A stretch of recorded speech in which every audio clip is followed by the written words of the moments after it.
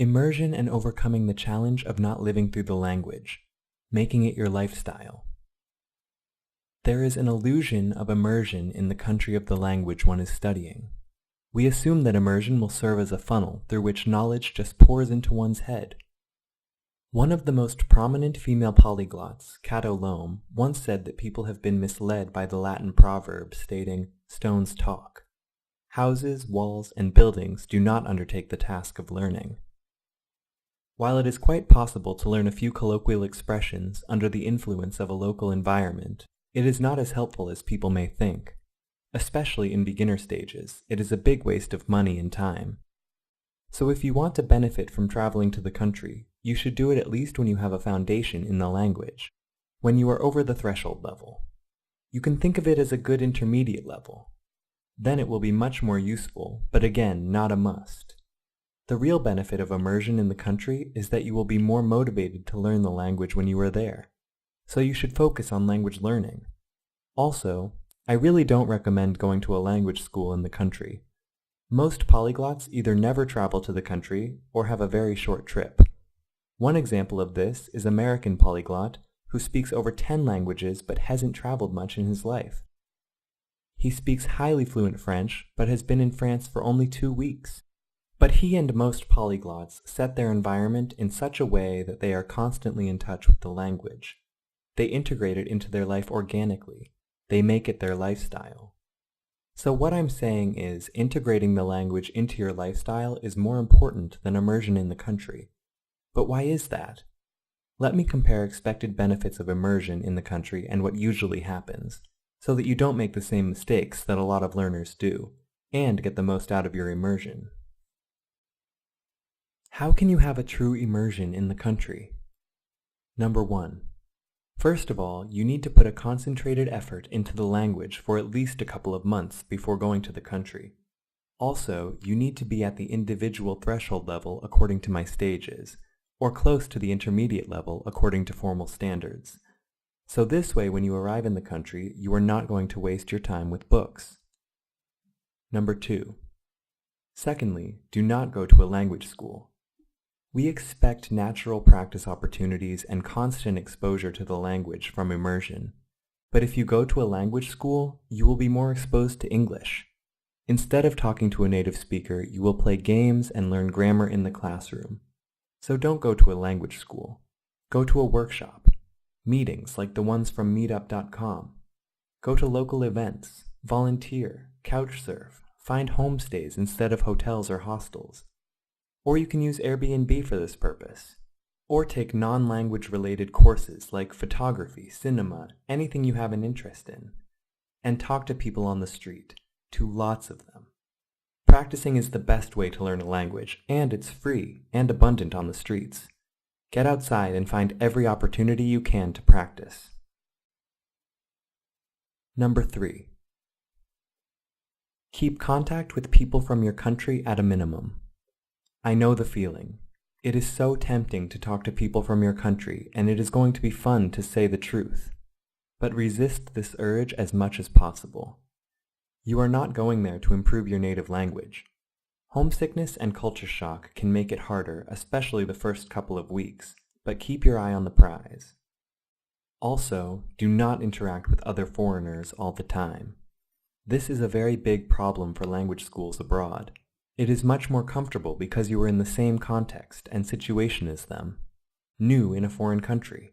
You all went there to learn a language. You all don't know much about the city and you want to discover it. You all have similar problems. So it is very natural that you will want to be with other foreigners all the time, but I can almost guarantee you that this will slow down your learning. The true benefit of immersion is that you have more motivation to learn a language, and you can find native speakers to practice with much easier than in your own country. So instead of hanging out with tourists, meet and converse with locals, with native speakers. Number 4. Place yourself in situations of need. Go to a city where there are less likely to be people who speak your native language. Choose local events over international ones. If you are doing a homestay, make sure you stay with people who don't speak your mother tongue. Do you need to go shopping? Go to a more local place where you know it's harder to communicate. Having this attitude of choosing the tougher one over the more comfortable one will do you wonders. Number 5. Keep a small notebook and pen on you at all times. This is very simple advice. When you are talking to natives, you are going to be introduced to new words all the time, and you need to take note of them to learn them, or you are going to forget them. Just carry a small notebook or write them in your phone. I can't emphasize how important this is, and how most people miss this opportunity to learn much more. When knowledge of a new language is limited, people often worry about what they will talk about with natives. Embrace language learning as a topic of conversation. They can even help you with your list. Better than immersion in the country, immersion in your lifestyle. Make it your lifestyle. While I already explained in the principles of language learning that you need to put a certain daily concentrated effort into your learning journey, this is the only way to learn to speak fluently. So for this, you need to integrate your target language into your lifestyle.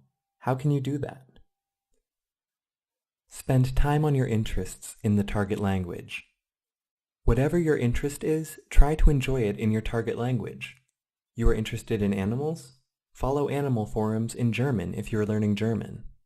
Replace as many of your English medium activities as possible with equivalents in the language you're learning. Listen to music. Find songs and artists you like and put them into your regular playlists.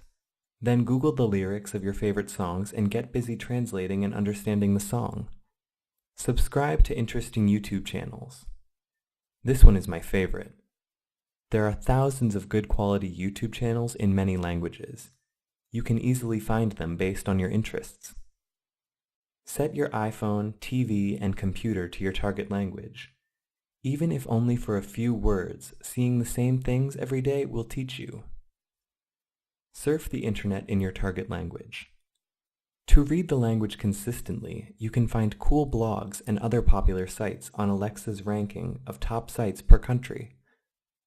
Follow pages on Facebook. I follow humor pages on Facebook, and once in a while they show up on my feeds. While wasting time on Facebook, it helps you be exposed to the language regularly. Other social media. If you enjoy Vine or other social media, find people who speak your target language there.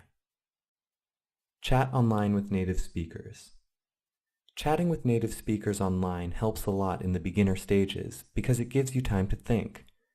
A slow motion opportunity to practice what you learned. It also helps to see the gaps in your knowledge. And most importantly, have a regular contact with native speakers. If you don't live in a very small city, chances are you can make native friends. Interact with them regularly. Attend international events. If you are convinced that there aren't any natives where you live, then there is a website called italki that you can take advantage of.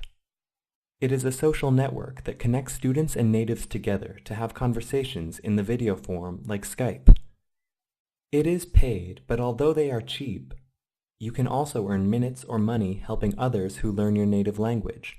Many polyglots use and highly recommend it.